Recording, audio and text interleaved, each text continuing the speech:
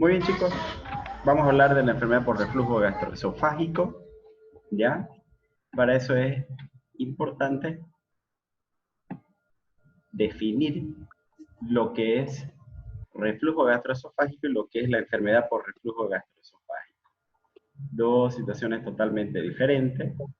Miren, el reflujo gastroesofágico no es más que el movimiento retrógrado a través del esfínter esofágico inferior del contenido gástrico y duodenal hacia el esófago, y este no llega a ser expulsado hacia el exterior. Claro, el primer concepto. Y el segundo, que ya está totalmente definido. Alguien puso una raya en la pantalla, se puede retirarla, por favor. Y en segundo lugar, el concepto de enfermedad por reflujo gastroesofágico, que se refiere a aquel reflujo gastroesofágico que no solamente llega hasta el esófago, sino que va más allá del esófago y de la cavidad oral, sino que llega inclusive hasta la vía respiratoria, laringe y pulmón, y este puede causar síntomas o daño tisular.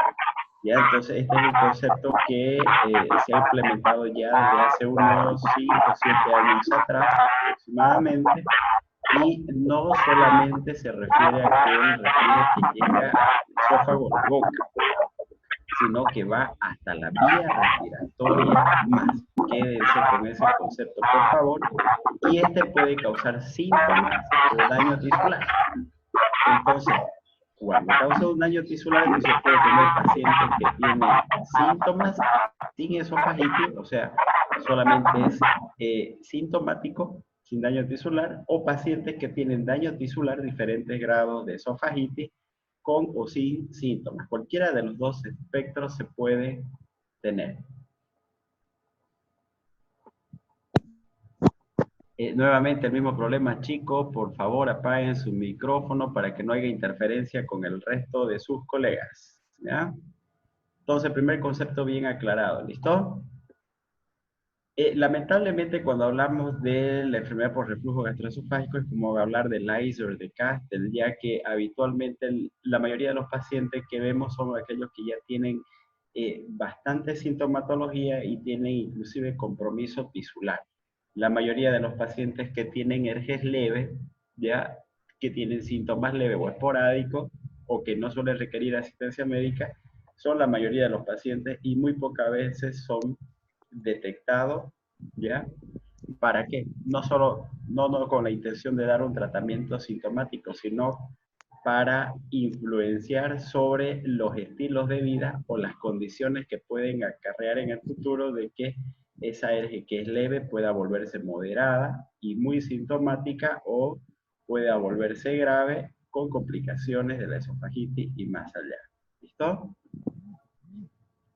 En condiciones normales, en personas sanas, ocurren episodios de reflujo normal, y estos son frecuentes durante y después de la Activa comida. audio. Habitualmente ¿Qué va a suelen ser salir? estos menos de 5 minutos, excepcionalmente después de una comida copiosa o en las noches o en épocas donde uno ingiere comidas más ricas en grasa principalmente, entonces puede llegar incluso a 10 minutos, pero es ocasional y no es continuo, no ocasiona complicaciones y son raros en las noches. Entonces, a esto hablamos de episodios de reflujo gastroesofágico que suelen ser normales. ¿Listo?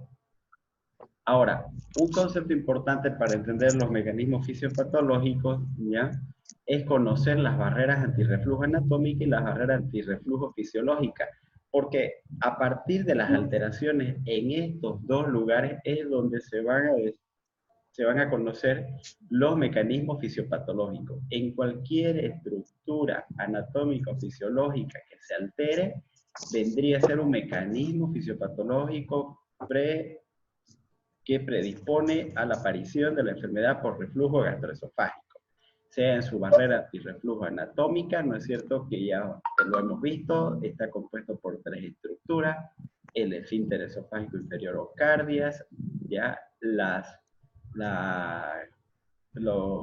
que se llaman los pilares del diafragma, y el ligamento freno esofágico. Y la barrera antirreflujo fisiológica, que está compuesta por dos situaciones. Una que se llama aclaramiento esofágico y dos, la famosa barrera esofágica como tal. El aclaramiento esofágico tiene dos fases, que es el aclaramiento de volumen y el aclaramiento residual, y la barrera esofágica se refiere a una barrera preepitelial, epitelial o posepitelial, netamente relacionada con la mucosa del esófago. ¿Listo? Preepitelial, epitelial y posepitelial. En primera instancia, las que nosotros necesitamos saber son estas de acá, aclaramiento esofágico, porque cuando ocurre una exposición continua, repetitiva, nocturna y por mucho tiempo en el esófago de contenido ácido, contenido biliar o de pepsina, etcétera, lo primero que se va a afectar ya es el aclaramiento esofágico. Y ya cuando se vence esto, recién pasa a haber una alteración en la mucosa esofágica con daño en las barreras preepiteliales, epiteliales y postepiteliales. Nuevamente, entonces, la barrera anatómica, ya ustedes lo saben, los pilares del diafragma, el ligamento frenoesofágico y el esfínter esofágico inferior como tal. Cuando hablamos del aclaramiento esofágico, no es más que la capacidad del esófago para eliminar el material refluido. Y ese material refluido lo va a hacer en dos fases, que es el aclaramiento de volumen y el residual. El aclaramiento de volumen está directamente relacionado con el peristaltismo esofágico y es por eso que expulsa prácticamente todo el contenido esofágico hacia el estómago.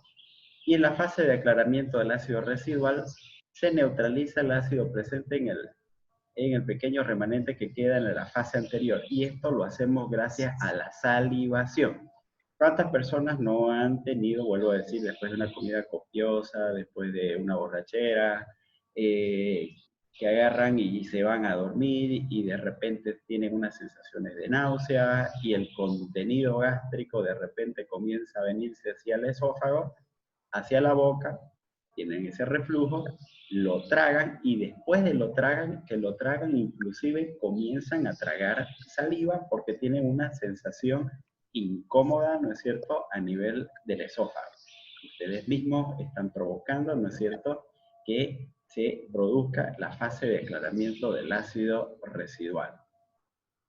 Y esto viene así. En situaciones normales, entonces, el aclaramiento de volumen ya está dado básicamente por el peristaltismo, que por gravedad, ¿no es cierto?, desciende el contenido que está presente en el esófago, ¿ya? Entonces, por lo tanto, hay ondas peristálticas normales. ¿Qué es lo que ocurre en las personas que tienen ERGE? Entonces, hay una ausencia o debilidad del peristaltismo y por lo tanto hay mayor presencia del contenido ácido o biliar dentro del esófago. Y la segunda fase, que es el aclaramiento de ácido residual dada por la salivación, en situaciones normales disminuye con el sueño o la edad, ¿ya? Pero cuando hay el reflujo gastroesofágico, esta se ve influenciada porque disminuye el reflejo esófago-salival y disminuye en ciertas enfermedades, sobre todo metabólicas, que afectan el esófago, como la esclerodermia, ¿ya? Entonces significa que se viene disminuyendo la salivación en mayor cantidad y por lo tanto, ¿no es cierto?, es ahí cuando hay menos eliminación del ácido residual del esófago hacia el estómago. En situaciones normales, entre la fase 1 y la fase 2, el aclaramiento esofágico no debería demorar más de 2 o 3 minutos, excepcionalmente hasta 5 minutos y muy excepcionalmente hasta 10 minutos. Sin embargo, cuando este sobrepasa más de 5 minutos de forma constante, repetitiva, muy sintomática, entonces estamos ya frente a un aclaramiento patológico por enfermedad por reflujo gastroesofágico. Entonces, miren, cuando tenemos ciertas situaciones que me aumentan la presión intraabdominal, como la obesidad, sumado a la acción de las enzimas pancreáticas, la bilis, que es contenido alcalino, sumado al contenido gástrico, ¿no es cierto?, como la pepsina y el ácido clorhídrico, donde se mezcla un contenido ácido alcalino, y esto, sumado a la presión intraabdominal, van a intentar de alguna forma vencer la barrera antirreflujo para tener mayor contacto de ese contenido contenido gástrico en el esófago para de esa forma paliar o contrarrestar ese aumento marcado de la presión intraabdominal. Entonces nuestro organismo es capaz, gracias al peristaltismo y la salivación, que es el aclaramiento esofágico, de poder rápidamente eliminar todo aquel contenido que se va a presentar en el esófago y eliminarlo nuevamente hacia el estómago.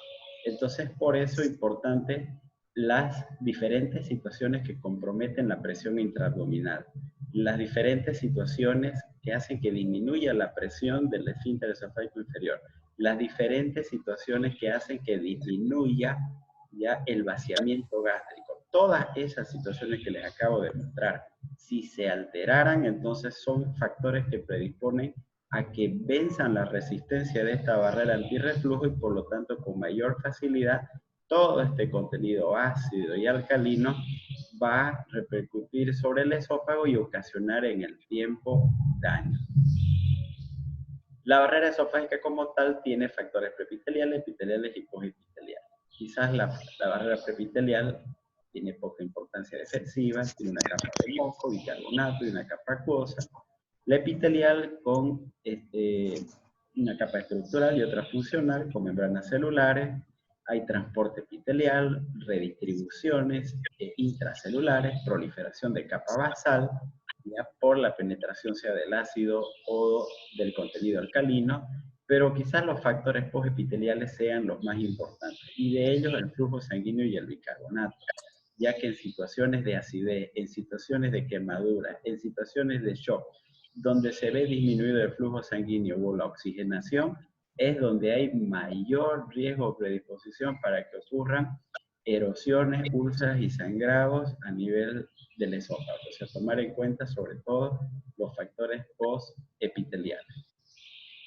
Entonces, en resumidas cuentas, ustedes tienen que saber que el reflujo gastroesofágico, la enfermedad como tal, no es más que un desbalance, ¿ya? O una pérdida del equilibrio entre los factores agresivos y entre los factores defensivos. Habíamos dicho factores defensivos, una barrera anatómica y una barrera fisiológica. Anatómica, aclaramiento de volumen, listo, con peristaltismo y salivación, y una barrera mucosa donde tenemos factores preepiteliales, epiteliales y postepiteliales. Y factores agresivos, las enzimas pancreáticas, la bile y la pepsina. En resumidas cuentas, contenido alcalino y contenido ácido. Cuando suele ser más los factores agresivos por diferentes situaciones que les acabo de mencionar, entonces ahí se rompen los factores anatómicos y se vuelve más frágil ya el esfínter esofágico inferior entrando en disfunción. Y esto provoca relajaciones transitorias de este esfínter con hipotonía basal, y los factores anatómicos junto con esta disfunción va a ocasionar una incompetencia de la barrera antirreflujo, ocasionando un reflujo patológico.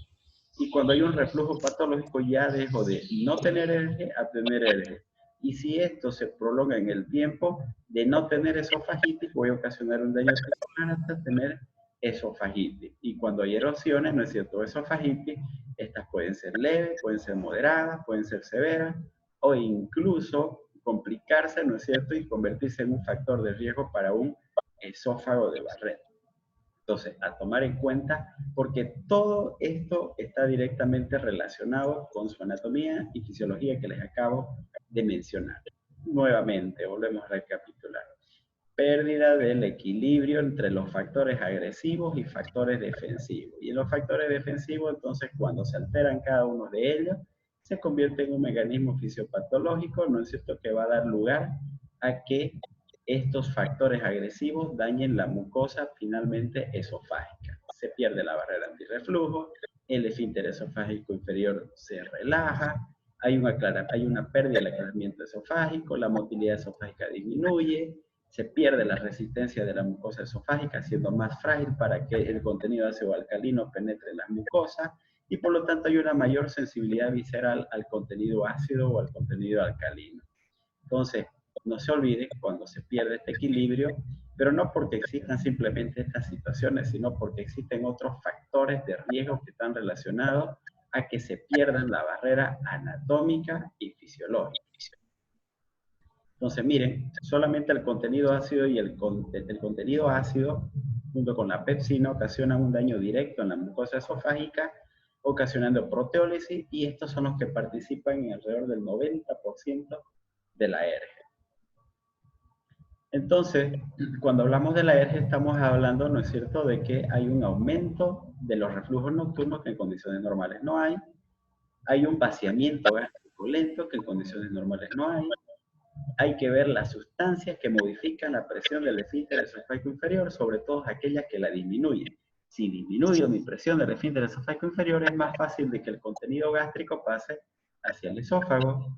Situaciones que también están relacionadas con pérdida de la barrera anatómica, como son las hernias hiatales, y otras situaciones clínicas relacionadas con la ERG que siempre tenemos que pensarlas y tomarlas en cuenta. Miren, entre los factores que modifican la presión del esfínter esofágico inferior, a nosotros nos interesa siempre que esté siempre aumentada esa presión del esfínter esofágico inferior. Ya yo les había comentado anteriormente que después de los 45, 50 años en adelante, ya las personas tenemos una cierta predisposición a que vaya disminuyendo la presión del esfínter esofágico inferior con el tiempo. Y por lo tanto eso nos hace más susceptibles a que tengamos episodios de microaspiraciones gástricas o episodios de reflujo nocturno. ¿Ya? Entonces, mucho peor todavía en los pacientes hospitalizados o que tienen aumentos de la presión intraabdominal por cualquier motivo. ¿Ya? Entonces, miren, es por eso que yo utilizo medicamentos para aumentar la presión del esfínter esofágico inferior. Están los antiácidos, está la metoclopramida, la domperidona, la cisaprida, ¿ya? O el hecho de comer proteínas, obviamente, pero no en grandes cantidades, no significa que le metan un tremendo churrasco, ¿no es cierto? Y significa que están protegidos y no van a tener reflujo, no, no. Esto se refiere en condiciones habituales, ¿no es cierto? Y no solamente a proteínas de origen animal, sino sobre todo las proteínas de origen vegetal. Y entre las situaciones que disminuyen la presión del esfínter esofágico inferior, ¿ya? Entonces miren acá, las principales son las hormonas, la colecitoquinina, ¿listo? El péptido inhibidor gástrico, y dentro de los fármacos, los que utilizan habitualmente en terapia intensiva para sedar a los pacientes, midazolam, fentanil, etcétera, ¿ya? El diazepam, la dopamina, los antagonistas de calcio, aquellas personas que toman bloqueantes cálcicos para su presión arterial, entonces tienen de por sí disminución de la presión, y el cambio en los estilos de vida y la alimentación es muy importante para contrarrestarlo. Y miren, los alimentos que suelen hacer que disminuya la presión del esfínter esofágico inferior, las grasas, lo que les encanta a las chicas, el chocolate, y lo que les encanta a la mayoría de los chicos, el alcohol, ¿ya? A mí sobre todo me gusta el agua. Digan un poco, chicos. Bien, entonces la otra condición habíamos dicho la hernia hiatal. Miren, entonces cuando parte del contenido gástrico se va hacia la cavidad torácica, se pierde la barrera antirreflujo anatómica, y por lo tanto, al perder cualquiera de esas tres estructuras, esa barrera antirreflujo se vuelve incompetente, y por lo tanto es más fácil que haya un material refluido hacia el esófago. Estas son las situaciones clínicas que están relacionadas con el ERG: la esclerodermia, las cirugías esofágicas, cirugías gástricas, el embarazo como tal, cualquier problema bronquial, síndrome de Solinger-Ellis. Tengo que pensar si el paciente no cursa con alguna de estas alteraciones. O lo que está de moda, ¿no es cierto?, cualquier situación que me aumente la presión intraabdominal. Habitualmente las personas del occidente suelen utilizar polleras, ¿listo?, y suelen ajustarlas demasiado, y esto se convierte automáticamente en un factor de riesgo para que aumente esa presión intraabdominal. De la misma forma, las personas que son bien gorditas y se echan, de por sí ya tienen aumentada la presión intraabdominal, condicionando un riesgo hacia el esófago. Cuando hablamos del cuadro clínico, entonces tenemos signos y síntomas que suelen ser típicos y signos y síntomas que suelen ser atípicos. Entonces, el cuadro clínico tenemos en el ERGES con síntomas típicos y ERGES con síntomas atípicos.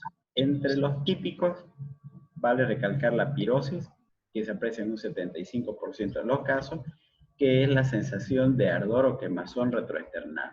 Y por lo tanto, cuando hay pirosis, ¿no es cierto?, significa que hay un contenido ácido a nivel del esófago y este suele llegar hasta la boca y es apreciable por el paciente.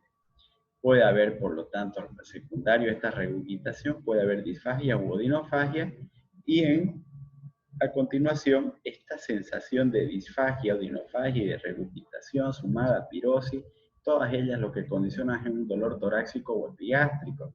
Es por eso que también suele ser en ciertas pacientes confundidos como si se tratase de un dolor precordial de causa cardíaca. Puede haber hipo, pérdida del esmalte dental por los reflujos repetitivos, suelen haber náuseas. Y dentro de los síntomas y signos atípicos que pueden ser desde un 25-80%, ¿ya?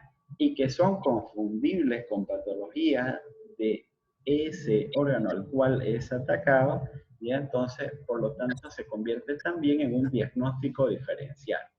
Muchas veces estos pacientes consultan más al neumólogo, más al otorrino que a un gastroenterólogo o a un clínico por las molestias que les está significando en el órgano secundario, que vendría a ser pulmón o a nivel de la laringe, a nivel del oído, etc.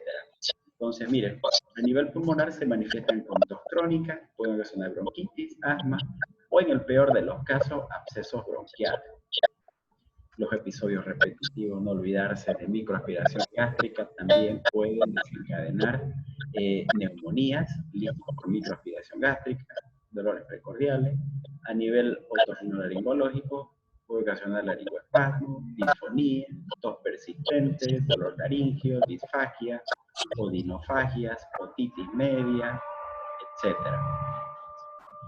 Bien.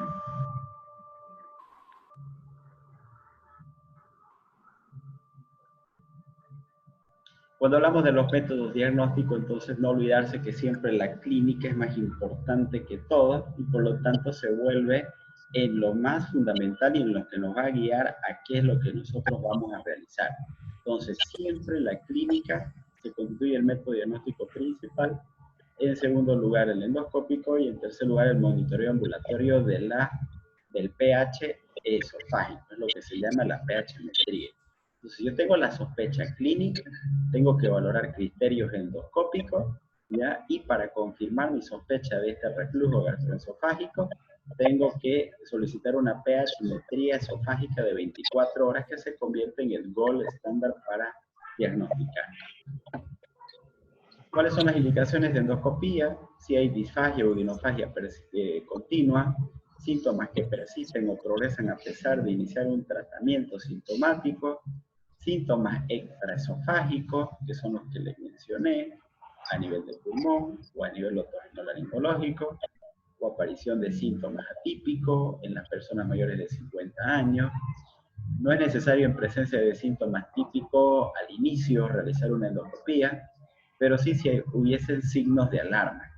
También están relacionados con los de arriba, disfagia, si hay anemia, secundario obviamente a erosiones esofágicas que pudieron haber sangrado, hematemesis, vómitos repetitivos, pérdida de peso o una masa palpable en epigastrio que me va a hacer pensar no en una patología esofágica como tal, ¿no es cierto?, junto a la pérdida de peso, sino en probablemente un CA gástrico por el cual estoy ocultando, que me estoy ocasionando de forma secundaria un aumento de la presión intraabdominal y una incompetencia del esfínter esofágico inferior.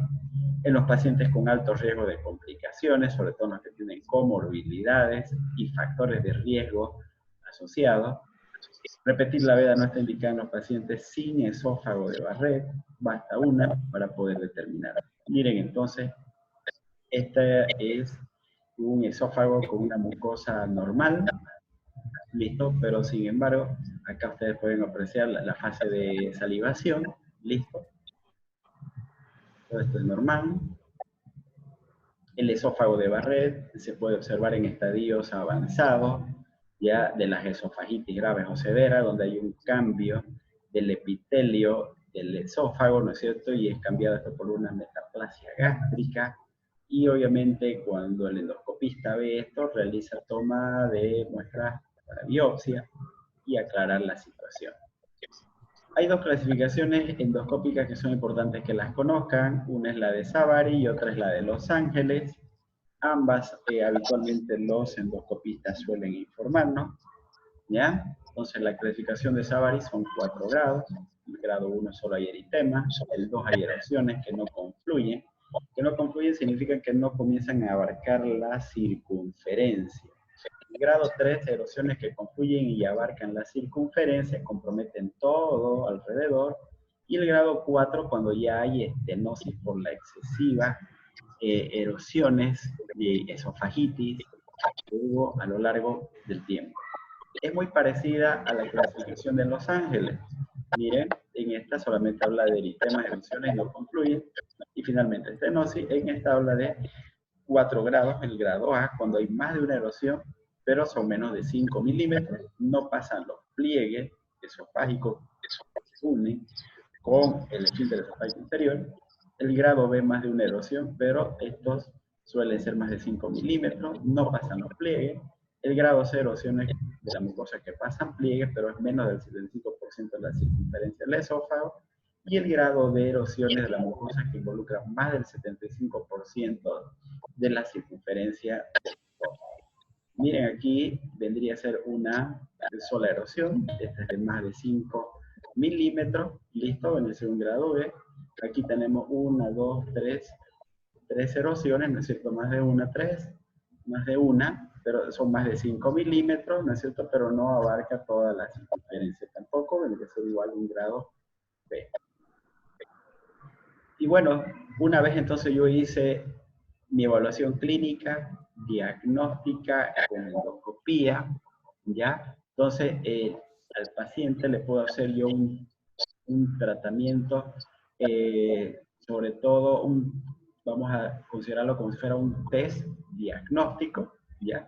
Y es el famoso test del omeprazol, donde yo voy a utilizar dosis elevadas de omeprazol. Habitualmente los comprimidos vienen de 20 miligramos y las ampollas de 40 miligramos. Entonces yo puedo utilizar una dosis doble, 20 miligramos en la mañana, 20 en la noche, 40 total en cada día, y dar durante un periodo de 2 semanas.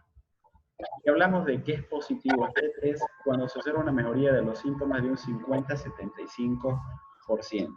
Sin embargo, esto solo me puede hacer retrasar el diagnóstico certero porque en muchos lugares no se cuenta habitualmente con este estudio y es difícil, entonces no queda otra que hacer estos test diagnósticos. ¿Ya? Entonces, en la medida de lo posible, si no hay opción de hacerlo, entonces pueden hacer este test. Y si hubiera un lugar para hacer una tachimetría, es mejor hacerlo directo.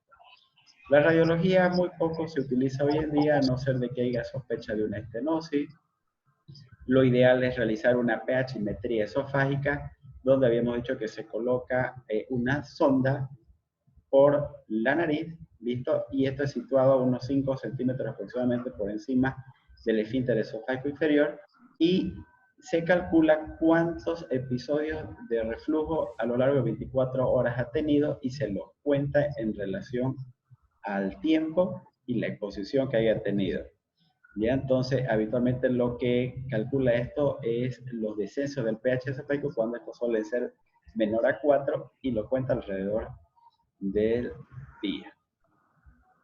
Bien, entonces, ¿cuándo se realiza la pH-metría? Cuando hay síntomas atípicos o también típicos, cualquiera de los dos, refractaria al tratamiento, cuando la endoscopía es negativa, o monitoreo de la eficacia del tratamiento. La manometría esofágica simplemente sirve para saber presiones de los esfínteres esofágico inferior, el tono, ¿ya? Y más nada. No es diagnóstico de la enfermedad por reflujo gastroesofágico, pero sí se ha visto que pueden encontrarse algunas alteraciones secundarias a la exposición de este contenido, como son ondas terciarias, ondas de baja amplitud, peristalsis interrumpida, espasmos esofágicos secundarios, etc. Diagnóstico diferencial del ERGE, con enfermedades del tubo digestivo, como la calasia, como los trastornos motores del esófago, las úlceras pépticas, dispepsia funcional, las gastritis, cáncer gástrico, litiasis biliar, pancreatitis, hernia, angor pectoris, como le mencioné hace un momento, cardiopatías congénitas. En relación al tratamiento, este puede ser médico, quirúrgico o endoscópico, dependiendo la gravedad que se tenga. Hablo de un tratamiento médico y para eso tengo que tomar medidas higiénico-dietéticas. Y dentro de la higiénico-dietética, bueno, ahí está la dieta que tienen que ser comidas frecuentes y de poco volumen, ya indicada por una nutricionista, no por nosotros. Por favor, error número 1 al querer hacer nosotros un plan de alimentación de sus 5 comidas de cada día para todo un mes. No, podemos dar recomendaciones generales, pero no dar plan de alimentación. Evitar las grasas, cítricos y café. Y esto que es importante, en el paciente que tiene enfermedad por reflujo gastroesofágico, no acostarse hasta después de 2 a 3 horas de la ingesta. En una persona normal que no tiene reflujo gastroesofágico, debería recostarse después de una comida de unos 45 minutos a 1 hora. Antes de eso, no. Cambios en el estilo de vida y farmacológico. Entonces, ¿qué tengo que dar? Fármacos que disminuyan la presión del esfínter esofágico inferior. Quiero que disminuya, entonces tengo que hacer que aumente esa presión. Esto es lo que tenemos que evitar, ¿no? Evitar fármacos que disminuyan la presión, que disminuyan el aclaramiento esofágico, que retrasen el vaciamiento, que lesionen la mucosa esofágica. ¿Listo? Entonces, los otros cambios en el estilo de vida, evitar sobrepeso, evitar determinadas ropas apretadas, esfuerzo físico, el estreñimiento, etc. La cabecera de la cama tiene que ser elevada alrededor de 22-25 grados, ¿listo? Suprimir el tabaco es uno de los principales factores relacionados con la disminución también de la presión del esfínter esofágico inferior. Esta sería la posición adecuada, disminuir de peso, dejar el cigarro y cambios en los hábitos alimenticios. Cuando hablamos de tratamiento médico farmacológico, yo tengo los antagonistas H2 y los IBP. Pero se ha visto que los antagonistas H2 tenemos una mejoría sintomática solo en el 85% de los casos. ¿Listo? Los fármacos procinéticos mejoran la peristalsis, el vaciamiento gástrico y aumentan la presión del esfínter esofágico inferior. Entonces aquí tenemos la domperidona, la metoclopramida o la cisaprida también, que suele ser hoy día muy eficaces. El representativo de esto, que ya hoy en día salió, no es tanto la cisaprida, sino la mosaprida, 5 miligramos de 5 miligramos vía oral cada 12 o cada 8 horas. ¿Listo? Son mucho más efectivos. El flujograma de tratamiento es el siguiente.